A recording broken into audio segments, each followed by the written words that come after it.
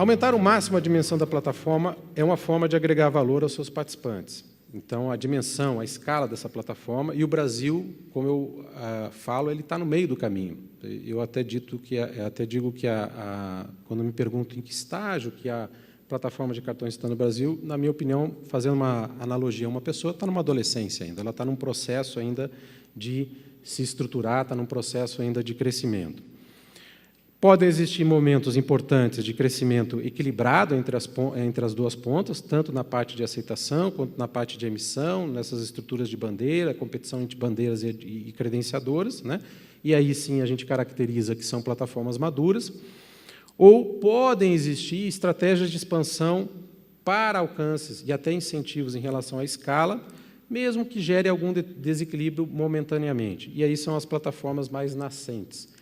Acreditamos que o Brasil está no meio desse caminho. Não é uma plataforma nascente, mas também ainda não é uma plataforma devidamente madura, né? E é importante nós olharmos essas duas pontas no que tange a penetração no lado do usuário, né, a escala da emissão, quanto na questão da aceitação e participação dos estabelecimentos comerciais na colaboração do sistema.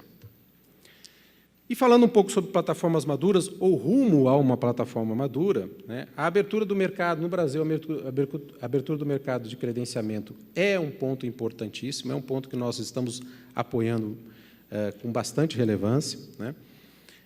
Isso aí envolve a questão da entrada de novas credenciadoras, isso traz uma dinâmica fundamental para o crescimento e amadurecimento do mercado brasileiro. Surgimento de novas bandeiras, sejam elas domésticas ou sejam elas internacionais que queiram entrar no Brasil, acirrando, inclusive, positivamente essa concorrência e emissão, também é muito bem visto, né? E a manutenção de uma forte concorrência junto aos consumidores finais é fundamental, sejam eles nos portadores, sejam eles nos lojistas. Então, é importante, e o regulador tem nos apoiado, e nós apoiamos também, um processo de que garanta que os emissores vão estar competindo na ponta e as credenciadoras vão estar competindo na ponta, porque aonde há competição, o consumidor, no final, acaba se beneficiando. Naturalmente, se espera que essa mudança, as mudanças que estão ocorrendo vão trazer uma nova dinâmica concorrencial ao Brasil. É um processo gradativo de construção.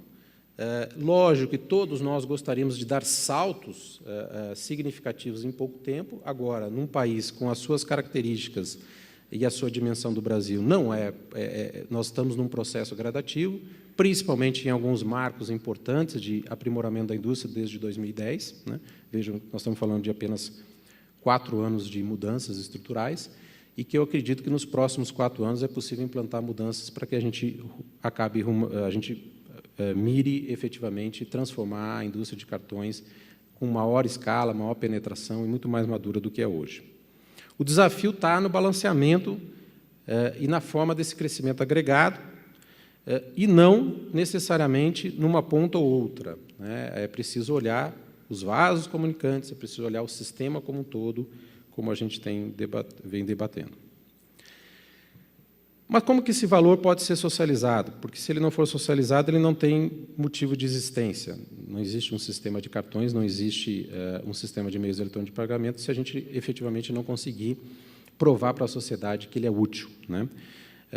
Entendemos que o aumento da capacidade da adição desse valor, ele vem decorrente da escala da plataforma, ou boa parte vem decorrente da escala da plataforma. Então, é preciso garantir condições adequadas para que esse crescimento da plataforma que está ocorrendo no Brasil a taxas de 2 dígitos, ele se continue assim, independente da situação macroeconômica do país. Por quê? Porque nós estamos construindo algo relevante para o futuro dessa nação. Nesse caso, é importante verificar até verificar uma subprecificação para permitir aí um rápido crescimento. Em alguns momentos, você pode até adotar alguns modelos de precificação específica, né, num primeiro momento, e uma forte adição de serviços de valor agregado no segundo momento. Como eu falo, a nossa plataforma é uma plataforma moderna, é uma plataforma pró-consumidor, pró-consumo, pró-incentivo ao consumo. Nós desenvolvemos, ao longo desses últimos anos, uma série de dispositivos, uma série de benefícios para o consumidor final, que são muito claros hoje, como foram importantes, inclusive, para o crescimento econômico do país. No Brasil, nós estamos vendo os dois movimentos ocorrendo simultaneamente. Existem questões de incentivo em relação a algumas subprecificações, né, para incentivar o crescimento, e uma série de movimentos de serviço de valor agregado. Parcelado é um exemplo disso, parcelado sem juros, né, ou parcelado dado pelo estabelecimento comercial. A gente já vai falar um pouco mais sobre isso aí. A própria segurança do sistema. O Brasil é um dos países mais modernos em termos de uso de tecnologia de chip, dentre outros vários exemplos que nós podemos citar aqui de diferenciais e de valor agregado. E isso não necessariamente precisa vir de uma regulação, de uma intervenção forte. E eu acho que isso é consenso em nível brasileiro, né? Por isso, nós precisamos continuar a pensar num modelo e numa estrutura que garanta que haja uma relação equilibrada de ganhos de todas as partes, seja o consumidor, que precisa ver valor nessa plataforma, o comércio, que precisa ver também valor agregado em todos os atributos que a gente coloca à sua disposição e que o preço seja equilibrado em relação a esse valor agregado. O próprio sistema precisa retroalimentar suas condições de crescimento e o governo também, lógico, precisa se beneficiar disso aí, como se beneficia claramente a partir da maior formalização quando ocorre uma transação de cartão. Bom, nós gostaríamos de passar aqui a análise de algumas dimensões e alguns drives importantes que vale a pena nós debatermos, tá? Intervenções, elas têm ocorrido de diversas maneiras, como nós falamos até no início da apresentação, de diversas formas, em diversos países, né, com diversos objetivos. Também falamos que, não necessariamente, o Brasil precisa copiar modelos. O Brasil ele tem condições de desenvolver o seu próprio modelo, acreditamos nisso aí. Lógico que existem alguns atributos importantes do modelo europeu, do modelo americano, mas existem particularidades específicas para o sistema de pagamentos brasileiro, né?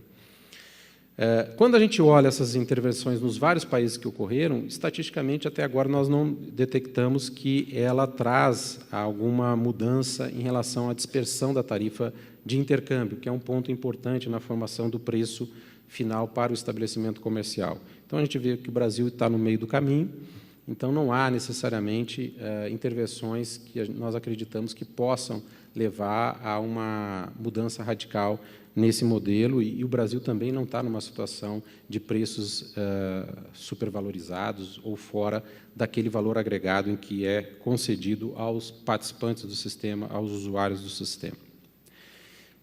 Toda essa concorrência que está sendo estabelecida no Brasil, incentivada pelo regulador, pedida pelo regulador e incentivada pela indústria de cartões, ela vem estatisticamente mostrando que os efeitos são positivos no que tange a esse drive de preço. A taxa bruta aos varejistas no débito e a taxa bruta aos varejistas no crédito, tirando os efeitos de redução de ticket médio, avanços de alguns estabelecimentos marginais na cadeia e a inflação, você isolando esses fatores, isso mostra claramente que nós estamos provendo um serviço de maior valor agregado, que está ganhando escala e está reduzindo o preço e está melhorando condições para os estabelecimentos comerciais. A entrada de concorrentes, principalmente no mercado de credenciadores, que é muito bem vista, também ela pressiona positivamente e sensivelmente as taxas, né?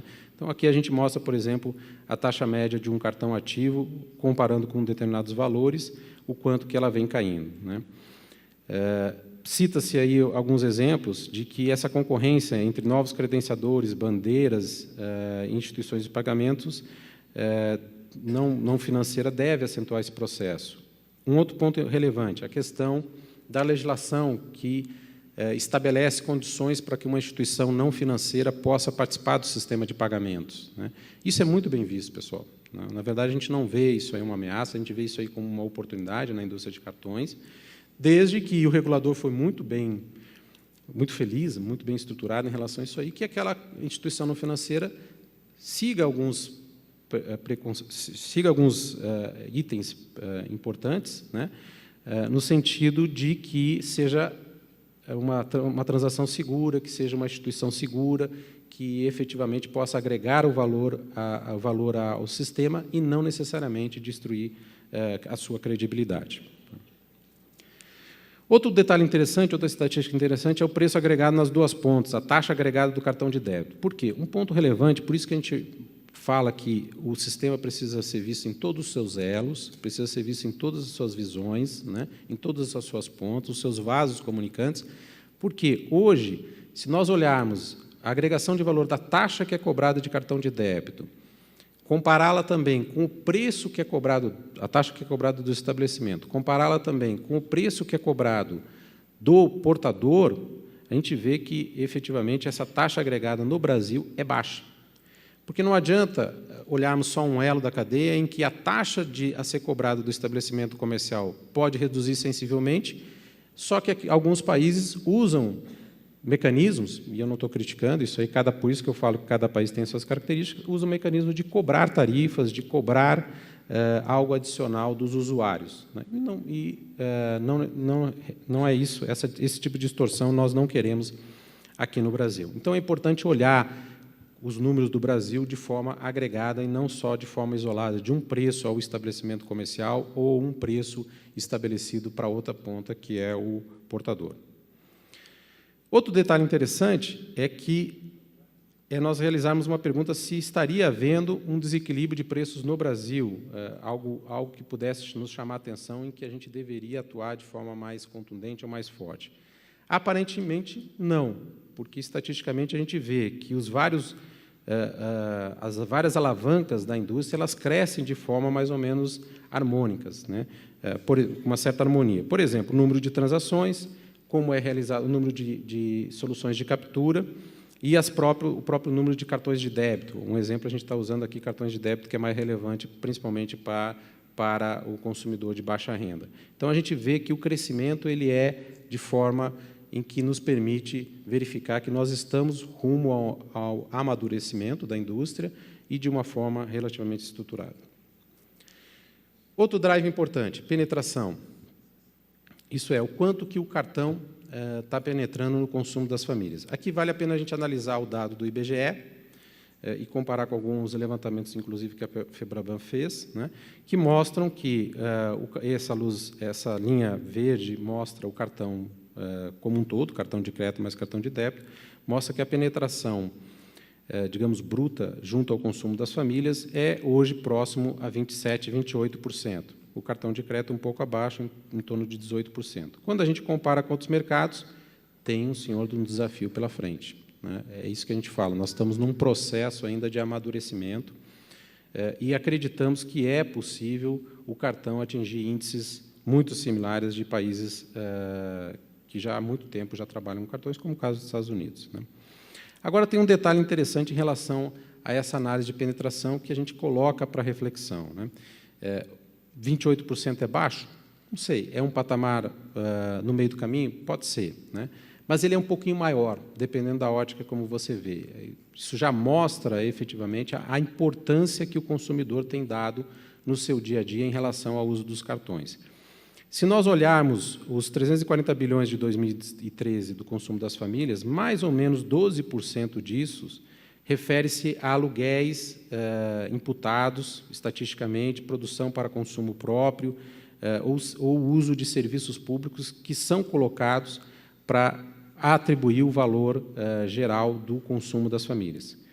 Quando nós consideramos somente o gasto monetário, isso quer dizer assim, somente aquilo que as pessoas efetivamente desembolsam diretamente e que poderiam fazer isso aí por dinheiro, cheque, boleto ou cartão, aí é possível verificar que o índice de penetração do cartão é muito maior. Né? Ele chega a patamares próximos a 35%, o que já começa a mostrar uma certa relevância do negócio cartão e uma aceitação do usuário. Se não fosse relevante para ele, esses índices não estariam nesse patamar.